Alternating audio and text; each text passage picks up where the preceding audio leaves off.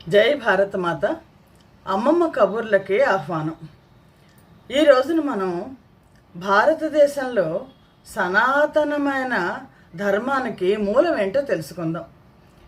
ప్రపంచం మొత్తం మీద చరిత్ర ఆధారంగా లిఖిత ఆధారం ఏంటి, అన్నిటికంటే మొట్టమొదట ఉన్నది ఏంటి అంటే అది మనం తప్పనిసరిగా చెప్పాల్సింది ఋగ్వేదం. ఋగ్వేదం ప్రపంచంలోనే చాలా ప్రాచీనమైనది. అసలు వేదం అంటే ఏంటి, వేదాలు ఎన్ని, ఇది అందరికీ తెలిసిందే. కానీ అసలు వేదం అనేది అది ఏంటి, వేదం వేదాలుగా ఎలా మారింది అన్న చూస్తే విద్ అనే ధాతువు నుంచి, సంస్కృతంలో విద్ అనే ధాతువు నుంచి వేదం అనే పదం వచ్చింది. విద్ అంటే తెలుసుకోవడం, అంటే జ్ఞానం, జ్ఞాన భాండం వేదాలు. ఈ వేదాలు, వేదము అనేది ఎలా ఉంది అంటే దాన్ని శృతి అంటారు. అంటే శృతి అంటే విన్నది, స్మృతి అంటే గుర్తుంచుకున్నది. కాబట్టి మొట్టమొదటి వేదాలన్నీ కూడా రాయబడి లేవు, ఒకరు విని మరొకరికి చెప్పడం ద్వారా వేదాలు రూపొందాయి. ఈ వేదాలని ఎవరు రాశారు? అపౌరుషేయాలు అంటారు. వేదాలు ఒక వ్యక్తి కానీ లేదా ఒక సంస్థ కానీ రాసినవి కాదు. వేదాలని అపౌరుషేయాలు అంటే ఆ పరమాత్మే స్వయంగా ఇచ్చారు అని. మహర్షులు ధ్యానంలో కూర్చున్నప్పుడు వినిపించిన మంత్రాలే వేదాలు. వినిపించిన ధ్యానంలో వినిపించిన మంత్రాన్ని విని దాని అర్థం తెలుసుకొని మిగిలిన వాళ్ళకి లేదా శిష్యులకి దాన్ని అందించారు. అలా చూసుకుంటే వేదం అనేది ఒక చాలా ఎందరో మహర్షులు, ఎందరో ఋషులు వాళ్ళు విని ధ్యానంలో వాళ్ళకి వచ్చిన ఆవిష్కరణమైన మంత్రాలని తర్వాత తరాలకి అందించారు. స్మృతి వాళ్ళు గుర్తుంచుకొని మిగిలిన వాళ్ళకి ఇచ్చారు. అందుకని ఒకరి నుంచి మరొకరికి ఇది శృతిగా స్మృతిగా అది కొనసాగింది. ఆ తర్వాత కాలంలో రాయబడ్డం అయింది. వేదాల గురించి ఏం చెప్తారంటే, భరద్వాజ మహర్షి ఒకసారి తపస్సు చేశారట బ్రహ్మదేవుడి గురించి. తపస్సు చేస్తే బ్రహ్మదేవుడు ప్రత్యక్షం అయ్యాట.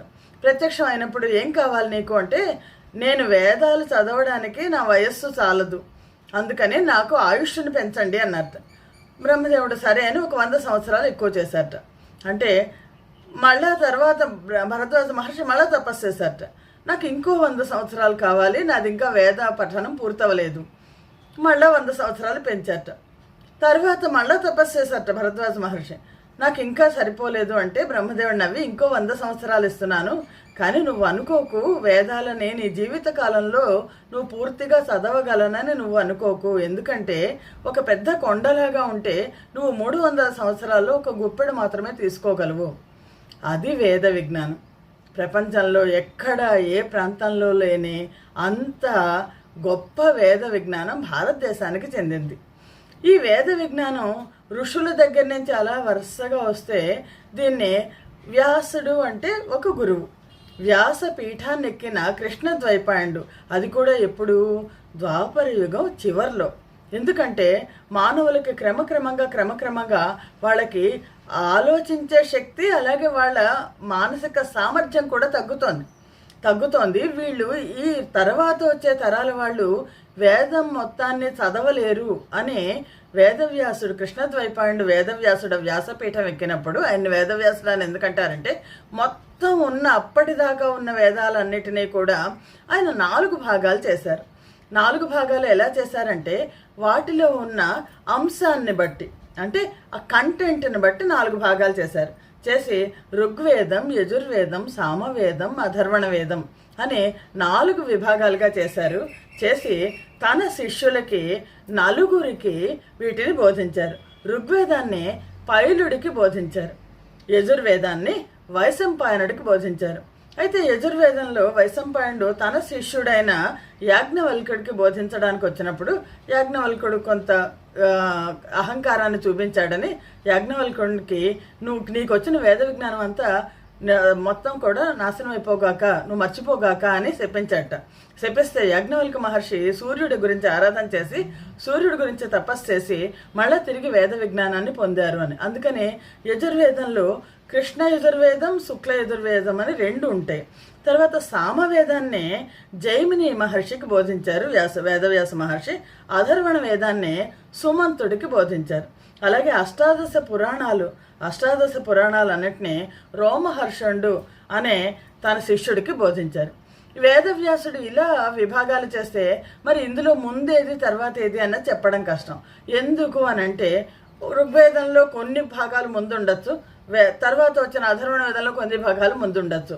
అలాగా దీన్ని వేదాలని కాలం నిర్ణయించడం ఎలాగా, కాలాన్ని ఎలా నిర్ణయించాలి అంటే భారతదేశ చరిత్రలో కాల నిర్ణయం అనేది ఈ కల్పాలను బట్టి, అంటే ఒక్కొక్క కల్పంలో కృతయుగం, త్రేతాయుగం, ద్వాపరయుగం, కలియుగం ఉంటాయి.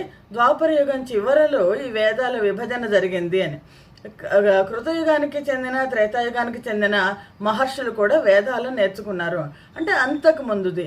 కానీ పాశ్చాత్య దేశం నుంచి భారతదేశానికి వచ్చిన వాళ్ళకి ఈ ఈ రకమైన కాలగణనం అనేది తెలియదు. అందుకని వాళ్ళు ఏం చేశారంటే ముఖ్యంగా మొట్టమొదటి వేదాల గురించి అధ్యయనం చేసిన మ్యాక్సిమల్లర్ అన్నాడు బహుశా 1200కి సంబంధించినది అయ్యి ఉండొచ్చు అని. కానీ తర్వాత జర్మన్ స్కాలర్సే వాళ్ళు ఏమన్నారంటే ఇది 1200 క్రీస్తు పూర్వం 1200 కాదు 2500 సంవత్సరాలకు చెందింది అని. కానీ వేదాల్లో ఉన్న భాషలను బట్టి తిలక్ అని అలాగే అల్ యకూబీ అని వాళ్ళు చేసిన పరిశోధనలో వాళ్ళు 4500 సంవత్సరాలకు పూర్వమే వేదాలు ఉన్నట్టు చెప్పారు, క్రీస్తు పూర్వం ఇదంతా కూడా. అయితే కృష్ణద్వైపాయనుడు లేదా ఈ వేదవ్యాస మహర్షి యొక్క ఆయన రచించినవి, ఆ భాష, ఆ సారస్వతం అది చూస్తే చాలామంది శాస్త్రజ్ఞులు ప్రస్తుతం ఏం చెప్తున్నారంటే కృష్ణద్వైపాయనుడు క్రీస్తు పూర్వం 12,000 సంవత్సరాలకు సంబంధించిన వాడు. అలాంటప్పుడు బహుశా వేదాలు కొన్ని లక్షల సంవత్సరాలకు సంబంధించినవి అయి ఉంటాయి. ఈ వేదాల్లో ఎన్ని భాగాలు ఉన్నాయి అని అంటే మనకు ముఖ్యంగా కనిపించేవి 4 భాగాలు కనిపిస్తాయి. అందులో ఒకటి సంహితలు. ఋగ్వేదంలో సంహితలు ఉంటాయి, యజుర్వేదంలో సంహితలు ఉంటాయి, అలాగే అధర్వణ వేదంలో సంహితలు ఉంటాయి, సామవేదంలో కూడా సంహితలు ఉంటాయి. ఋగ్వేద సంహితను కనుక మనం చూస్తే సంహిత అంటేనే రుక్కులు అంటే దేవుడికి ప్రార్థన చేసేది. వేదాలు మెయిన్గా ఏం చెప్తాయంటే ఒకటి మానవుడికి, జీవుడికి పరమాత్మతో ఉన్న సంబంధం, రెండోది జీవుడికి సృష్టితో ఉన్న, ప్రకృతితో ఉన్న సంబంధం. ఈ రెండింటినీ కూడా వేదాలు చెప్తాయి. మనం రుక్కులు అంటే ప్రార్థనలు. ఋగ్వేదంలో సంహితలు ఉంటాయి, యజుర్వేదంలో సంహితలు ఉంటాయి, అలాగే అన్ని వేదాల్లోనూ సంహితలు ఉన్నాయి. అసలు సంహిత అంటే ఏంటి అంటే సంహిత అంటే ప్రార్థన, సంహిత అంటే మంత్రం.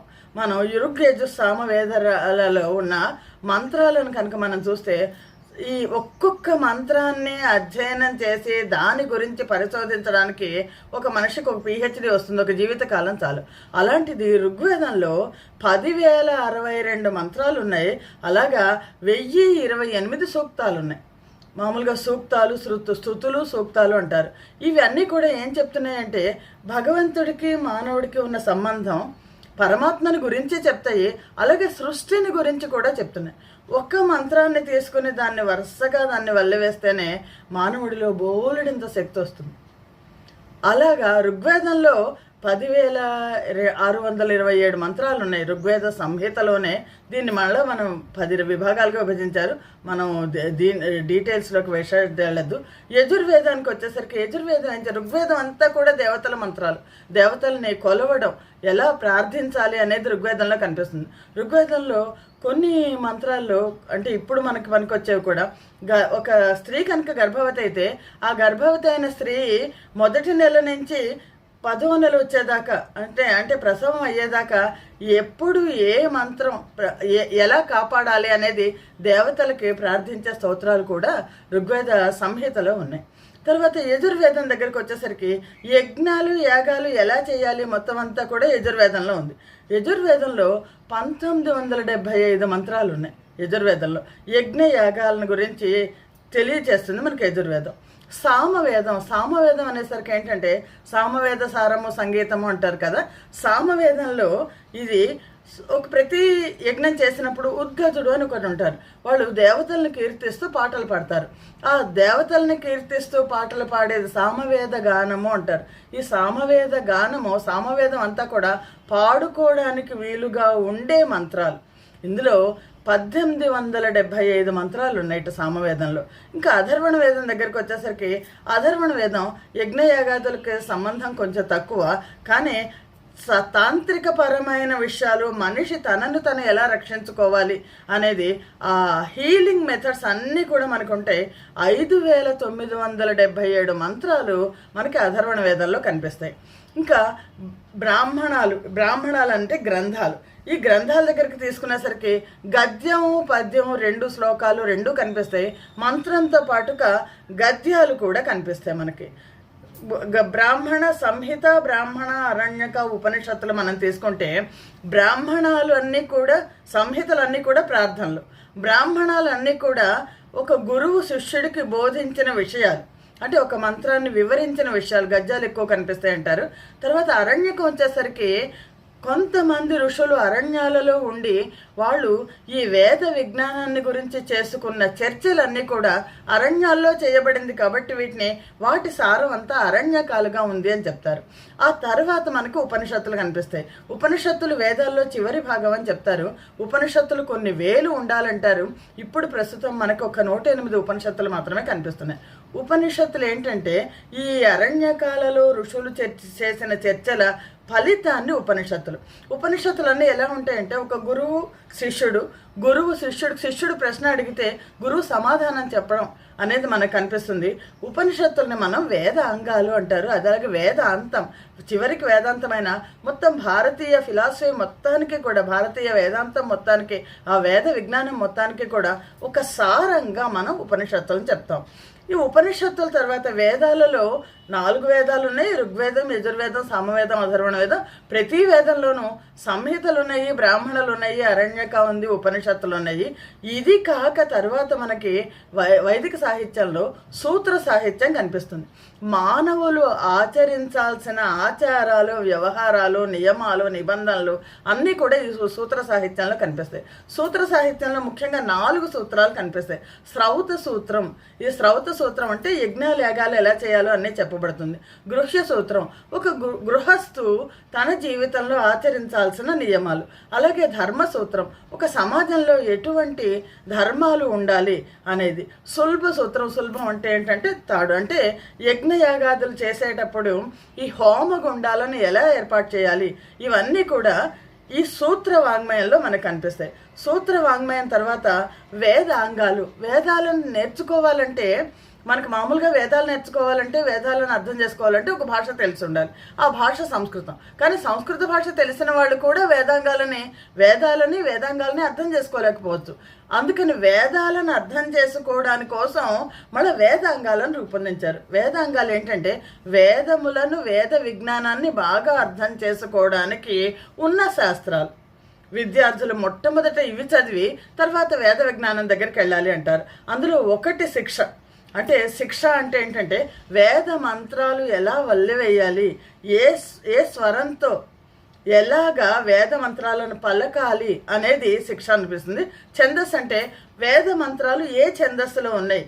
కొన్ని మంత్రాలు 8 అక్షరాలు ఉంటాయి మంత్రంలో ఒక లైన్కి, కొన్నిటికి 11 ఉంటాయి, కొన్నిటికి 16 ఉంటాయి. ఏ మంత్రానికి ఏ ఛందస్సుకి ఏ రకమైన స్వరం ఉండాలి అని చెప్పేసి ఛందస్సు నేర్చుకుంటే తెలుస్తుంది. అలాగే వేద వ్యాకరణం. ఒక్కొక్కసారి ఒక్కో పదము విభిన్న అర్థాలు కలిగి ఉంటుంది. ఆ వ్యాకరణం వల్ల ఒక పదం మరొక పదం కలవడం ఎలా కలుస్తుంది, ఇదంతా కూడా వేదాల నుంచి వ్యాకరణం నేర్చుకుంటే వేదాలు తేలిగ్గా అర్థమవుతాయి. తర్వాత 4వది జ్యోతిషం. జ్యోతిషం అంటే జ్యోతి అంటే వెలుగు. మనకి గ్రహరాశులన్నీ ఎలా ఉన్నాయి, గ్రహాలు ఎలా ఉన్నాయి, అందుకనే ఎస్ట్రానమీ, అస్ట్రాలజీ 2 కూడా మన కాల పరిగణన ఎలా చేయాలి, రాబోయే క్యాలెండర్ని మనం ఎలా రూపొందించాలి, ఇదంతా కూడా జ్యోతిష శాస్త్రంలో తెలుస్తుంది. ఈ రోజుకి కూడా మనం పాటిస్తున్న కొన్ని వేల సంవత్సరాల క్రితపు ఆ జ్ఞానాన్ని ఈ రోజుకి కూడా మనం ఉపయోగిస్తూనే ఉన్నాయి. సూర్యగ్రహణం ఎప్పుడు ఏర్పడుతుంది, చంద్రగ్రహణం ఎప్పుడు ఏర్పడుతుంది అన్నది ఆ రోజుల్లోనే ఎలా కాల పరిగణన ఎలా క్యాలిక్యులేట్ చేయాలి అన్నది మనకు తెలుస్తుంది. ఎస్ట్రానమీ, అస్ట్రాలజీ, గ్రహాల శాస్త్రం, అలాగే జ్యోతిష శాస్త్రం, ఈ 2 కూడా ఉన్నాయి. తర్వాత కల్పం అంటే ఆచారాలు. ఈ ఆచారాలు ఈ కల్పగ్రంథం వల్ల ఏంటంటే వేద సాహిత్యానికి దగ్గరగా ఉంటుంది. వేదాలు నేర్చుకునే వాళ్ళు చేయాల్సిన ఆచారాలు. ఇంకా వేదాల శాఖల్లో కనుక మనం తీసుకుంటే అన్నీ చాలా శాఖలు కనిపిస్తాయి. వేద విజ్ఞానం తర్వాత కనిపించేది మనకు పురాణాలు.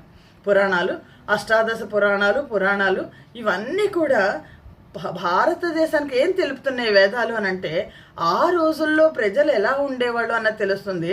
అలాగే ఒక భక్తి, జ్ఞాన, వైరాగ్య మార్గాలన్నిటినీ కూడా ఏ మార్గాన్ని అనుసరించినా సరే, ధ్యాన మార్గాన్ని అనుసరించినా సరే పరమాత్మని చేరచ్చు అన్నది తెలుస్తుంది. మన ప్రపంచం గురించి ఏం చెప్తారంటే, ప్రపంచం మొత్తం అంతా కూడా బహిర్ ప్రపంచంలో అంటే బయటకి పరిశోధనలు చేస్తే భారతదేశం ఒక్కటే అంతర్గతంగా మనిషి లోపలికి వెళ్ళడం పరిశోధన చేసింది అని. మొత్తం సృష్టి మొత్తాన్ని గురించి వేద విజ్ఞానం తెలుపుతుంది. మన ఋగ్వేదం, యజుర్వేదం, సామవేదం, అథర్వణ వేదాల ద్వారా అతి ప్రాచీనమైన సనాతనమైన భారతీయ సంస్కృతి ఏంటో మనకు తెలుస్తుంది. అతి గొప్ప. మరి ఈ రోజుల్లో వేద విజ్ఞానం లేదు కదా అంటే, ఏది చెప్పినా కొంతమంది ఏం చెప్తారంటే, ఇక్కడ ఏ పరిశోధన చేసినా అది అంతకు ముందరే వేదాల్లో ఉంది. వేద వాంగ్మయం అంటారు, వేద గణితం అంటారు ఉన్నది. కానీ దాన్ని అర్థం చేసుకోకుండా మళ్ళీ మనం మొదలెడుతున్నాం. ఇప్పుడు ఆల్రెడీ నిప్పు ఉంది, నిప్పుని ఎలా వాడుకోవాలో తెలియకపోతే నిప్పు వల్ల ఉపయోగం లేదు. అలాగే వేద విజ్ఞానం మళ్ళీ వెనక్కి ఎలా వస్తుంది అన్నది కనుక మనం చూస్తే, వేద విజ్ఞానాన్ని దాన్ని ఏమంటారంటే సత్యం, జ్ఞానం, అనంతం బ్రహ్మ. వేదాలు జ్ఞానం, ఆ జ్ఞానం సత్యమైనది, రుజువైనది, ఇవన్నీ కూడా నిరూపితమైనవి.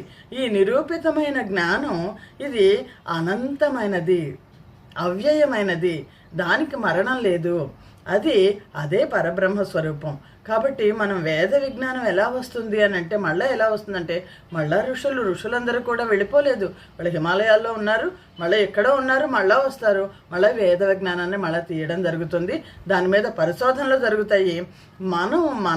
మన తర్వాత తరానికి చెప్పాల్సింది ఏంటంటే, భారతీయ సంస్కృతి వేద సాహిత్యం మీద, వేద వాంగ్మయం మీద ఆధారపడింది. ఆనాడు ఋషులు ఏర్పాటు చేసిన వ్యవస్థలనే మనం ఈనాడు కూడా పాటిస్తున్నాము. అహింస, సత్యం, ఈ రెండింటినీ కూడా ముందుకు నడిపించేది వేద వాంగ్మయం అని మిగిలిన మన ముందు తరాల వాళ్ళకి చెప్పడానికి వేద వాంగ్మయం గురించి కొంచెమైనా తెలుసుకోవడం అవసరం. జై భారతమాత, జై హింద్.